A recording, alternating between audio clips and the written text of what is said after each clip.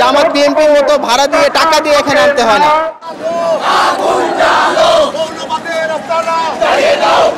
আজ বাংলাদেশ ছাত্রলীগের স্মরণকালের একটি ঐতিহ্যবাহী ছাত্র সংগঠন বাংলাদেশ ছাত্রলীগ, সেই বাংলাদেশ ছাত্রলীগের এই বৃহৎ ছাত্র সমাবেশে আমরা তৃণমূল থেকে দলে দলে এই ছাত্র সমাবেশ সফল করার জন্য যোগ দিয়েছি।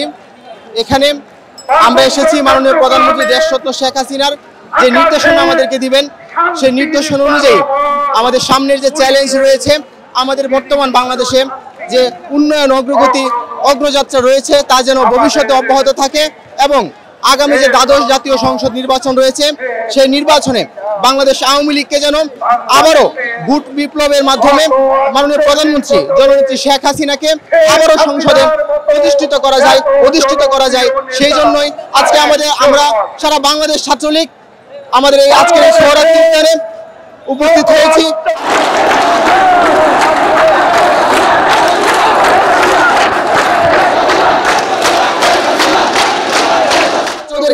আমরা ভাড়া দিয়ে জামাত বিএনপির মতো ভাড়া দিয়ে টাকা দিয়ে এখানে আনতে হয় না।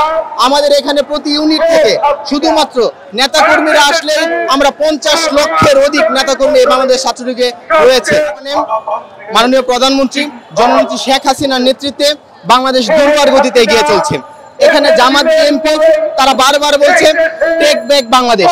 আমরা বাংলাদেশকে পেছনে নিতে চাই না, আমরা বাংলাদেশকে সামনের দিকে এগিয়ে নিয়ে যেতে চাই। এখানে জামাত বিএনপি তাদের যে নেতৃত্ব রয়েছে তারা এটাই এখনো ঠিক করতে পারেনি তাদের ভবিষ্যতে কে প্রধানমন্ত্রী হবে কিংবা কে কোন জায়গায় থাকবে। এখানে আমরা দেখতে পাচ্ছি তাদের যে চেয়ারপারসন আছে সাবেক প্রধানমন্ত্রী খালেদা জিয়া, তিনি কিন্তু নিজেই একজন মামলা সাজাপ্রাপ্ত আসামি এবং আমরা দেখতে পাচ্ছি খাম্বা তারেক নামে পরিচিত, যিনি বাংলাদেশের শোষণ করে বর্তমানে দেশের বাইরে পলাতক রয়েছেন, বিভিন্ন মামলায় সাজাপ্রাপ্ত আসামি। আমরা সেই মামলার সাজাপ্রাপ্ত আসামিদেরকে দিয়ে এই বাংলাদেশ চালাতে চাই না, চাই জননেত্রী শেখ হাসিনার হাত ধরে আমরা সামনের দিকে এগিয়ে যেতে। ছাত্রদল বরাবরের মতো একটি সন্ত্রাসী সংগঠন হিসাবে পরিচিত। যখন বিএনপি ক্ষমতায় ছিল তখন আমরা দেখেছি ছাত্রদল অস্ত্রের ঝনঝনানিতে কিভাবে ক্যাম্পাসগুলো আতঙ্ক বিরাজ করেছে। সেই ক্যাম্পাসের আতঙ্ক থেকে সাধারণ ছাত্রদের মুক্তি দিয়েছে বাংলাদেশ ছাত্রলীগ।